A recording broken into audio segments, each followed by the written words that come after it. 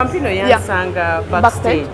Nenjogera naye by the Vampino I'm doing kunya. Can you come and do your verse? Nakiriza. That is how Vampino came on stage. But simanyi story ate yakola rehearsal. Naye nga bomanyi nti he's an artist, you know, he has talent, he has skill. Yajja n'akikuba ate nga kyakabi n'avaawo n'agenda. Kati simanyi side era bali baplanize kujja naye simanyi. Ze yangwako bugwi ne twogerawo n'ajja ku stage. Waliwo muyimbi omu gwe mwayimbanga naye mu Bruthiri mukyala Jackie Chandiru yavaayo emabega kawo n'agamba tobakubira kasimu wadde obayita aba ali etaaze naye kyekyagano bakubira kasimu gwe nga gwe yayimbako nabo. Yes, because eno concert yali concert yali battle. Nali saagala side eri egamba nti nanoonya abanyamba. Nali njagala bakuba nze nganzi bakimanye nti Cindy Biebe the king herself yakoze atya yabakubye Cindy yayise gundi n'amuyamba kuba bamanyi side eri balina propaganda mungi. So I wanted them to beat. I wanted to beat them on my own. Kivola abayimbi sabakubira. Emabega kawo Shiba yavayo nga bato biwedde. Najja nakwebaza okukkiriza batabambe balinda owebaze kati Shiba n'ogaana nakati. Yeah, because Shiba she yampita. Abantu bagala kulemerako ensonga nnyo. Batampitangako for this battle. The university called. Era kivola nebaza ki? The university. Abantu abampita be nebaza. The ones who gave me an opportunity, the ones who paid me, who gave me that stage, that was Victoria University. Not her. Yeah, that is why I cannot thank her for what she didn't do for me. Battle we yatandikira yasigala avuga eno gundi nti nze anoonya battle. And the truth is yali akimanyi nti bebakola ki? Bebankubira. Kati Emaya n'ayogera ekituufu nti yakola ki? Yankubira. And yet mu battle it was like a weapon of you're the one who wants to fight me, you always want to fight me. And that is not true. So siina bye mwebaza. Bw'abanga alina kye yankoledde nja kumwebaza nja kyogerako. But kino si ye yakinkoledde. Naye yavayo n'akwebaza. Yes. Yebale kukunebaza. Bankubira kyo ne njiteekamu vibe. Audience esinga yali bafaani bange. So obviously she should be happy. Yes. But me I have nothing to thank her for. Bashibaholiki abasinga bagamba naye wali badde happy olw'ensonga yakuza ku stage. Nteyanziza ku stage yankubira because yali aneetaaga. Aine mikwano gye mingi lwaki teyakubira mikwano gye okitegeera if you want to help somebody help your birthday. But why do you call Cindy who is not your friend? Yeah, so for me it was not helping. No, they needed me for that battle to happen. They called me and I did my job. That's it. Bwe battle enonge emaze okuggwa naddala abantu abali mu kisaawe balabanga bafaani bammwe abeetemyemu bafaani ba syndicate ne bafaani ba Shiba mugenda kola mutya okulamuzawo bafaani bammwe baddewo buto nga battle enewakuba ewedde. Bafaani bajja kuddawo. It just needs time. And emboozi egenda kuvaawo endala ejje. People forget very easily. So bafaani baffe kijja kutereera. After this time bagenda kuddamu era music. Shiba China music gwafulumya nange na music gwenfulumya. Let's just enjoy the music today. Bwalinga bwe twabadde before. Yeah, tewali I don't think tuba dividing the forever. No. It was one battle. Tewali wondala. Mulimu abasaani bagamba battle n'engeri gye yaggwawo kwa wadde mugenda mutandika mugitambuza mu bifo ebyenjawulo naye engeri gye yaggwawo lwaki temukola y'akayimba mwenga abayimbi ababiri Shiba ne Cindy tulako ku kolabo yammwe babiri. Siraba nti kiri necessary. Why? The vibe is enough. We don't need the collaboration. Ate kati kwa collaboration ebeere bagase forever. Okitegeera and I don't want that. Waliwo ennyumba etambula emabega kaawo ne batugamba Cindy yatulaza amaka gago sigago. Sinnabalagako nnyumba. Gaane. Simanyi nange. Sinnabalagako nnyumba. Sinnavaayo ne nga nti eno ennyumba yange oba biki. So mundeke oyo emboozi muginzijeewo. Naye ennyumba yo siiyo. Mundekere ddala wabula.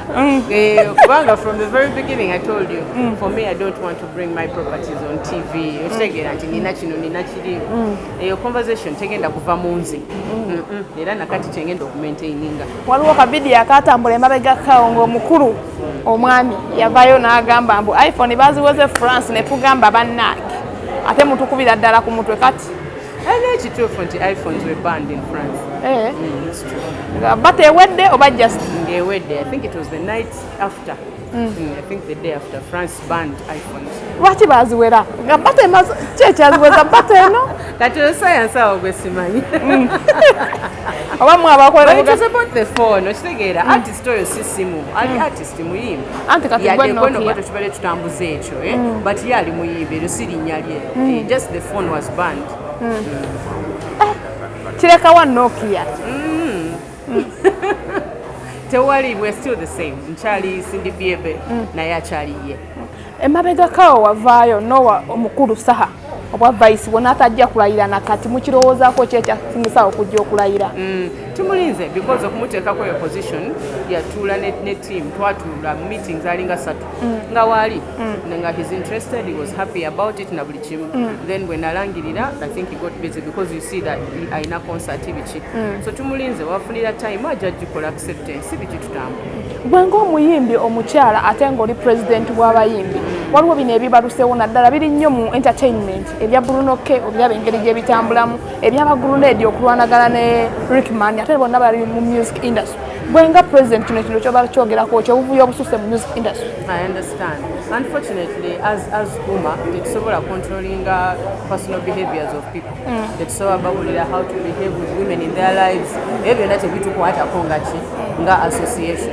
Though it would have been nice to be able to sit with these people and talk to them, you know. But techiri mugundi, techiri responsibility ya Uma. For us, it's about helping the artists, them and their art, improving the art way, tambuza music, tambudacha, field of music to but their personal things are their own personal things. But it is disappointing. The music industry, in that light, it's very disappointing. Let's see now in this situation.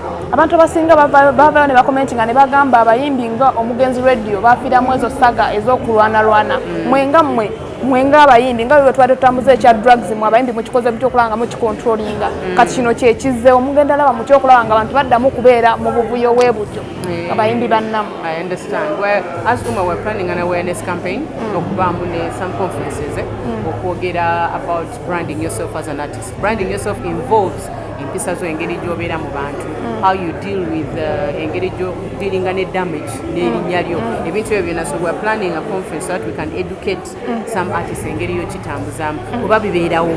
You understand, tuli human beings as artists, abantu balina okujjukira tuli bantu naffe. So it's what we want to talk about is how do you handle such situations. Even lagu ngama mumuze mirembe yafa emabega kao ekifo kya National Theatre bakyogera ne kigambibwa mbu bagana omulambo gw'okujjako ku National Theatre. Gwenga president specifically gwenga president wayogerako n'abavunanyizibwa ku National Theatre bo bagamba ki? Yes, nga executive yange ya Uma twagezaako nnyo pushinga for evening lagu. In fact twali tetulowooza nti we need to push because National Theatre is for artists. Twali tumanyisa an obvious case era twali very surprised okuba nti UNCC agaana. It was very shocking they can actually refuse for that to happen. So kiba kitegeeza tuddemu tutunulemu amaanyi ga UNCC gavaawa okitegeera like is it for artists, is it not? Tuyinza okubeera eno kumbe nga wali kali ka business kabwe kebakola ki kebatambuza. So that also made us, because it's the first time tebaganangako. All the other artists betubuuzizo tuyamba ne batuwa ne green room ne bagituwa. It's the first time that bagana. So nze njagala kumanya lwaki bakola ki bagana, but it's very embarrassing for UNCC not to allow the body of an artist who the whole country knows she has been fighting a banga dene. So nibagano okuba nti tuleeta the body to the National Theatre. It's very embarrassing. Emabega ka waliwo ebifaananyi ebyafuluma nga twakava mu kuziika kw'omugenzi Evelyn Lagu nga kiraga mbu gwe watudde gwe n'abamu ku bakakiiko mwatula n'omukulu Hildaman nga muli ku kintu kya copyright mwakomawo ye meeting yavaamu kibala ki? Okay. Kati eno copyright meetings tuzibaddemu for the last 2 years.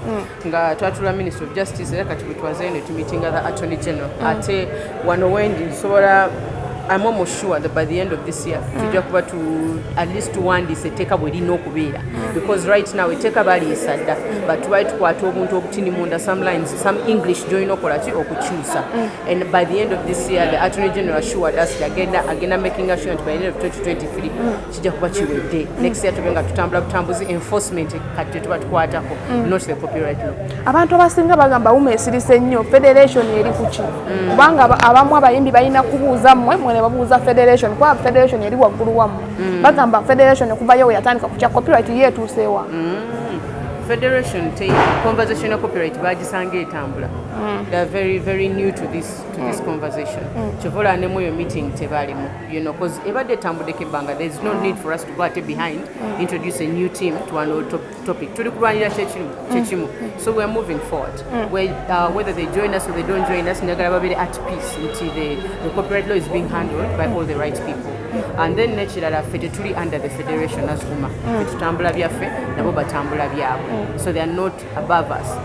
Ngakuzeeyo ku kya bato katono bato twalabye ebitambula nga mugamba eddambaale gwe yasazeewo eddeka eri ewammwe oba babasaliddewo ne bagamba tudda mbaali kati olaba zino extras twazisalawo when we sat down to sign the battle April naziri twazisigning at the same time so balonda the best places for us fan base yaffe gyeri so obviously bakwata east kubanga nze that is how Mbale is going to happen so after that we were planning to have a western naye ekyo tekyali confirmed but we were supposed to get our side then also handle her side because that is western for her people so it was just a business decision not nti nze nagamba nedda sente ezaali mu bato zebagamba miliyoni 10 okuwangula tulyako ddi kubanga abamu bagamba wawangula mbu wawangula simanyi yazogera kuba nali sizimanyi mu contract yange tezaalimu when I was talking to the VC for Victoria University saazibulirako so nazira just mu mboozi ng'abantu boogera anti Kasuku yali in charge yatugamba aliwo miliyoni 10 ez'okuwangula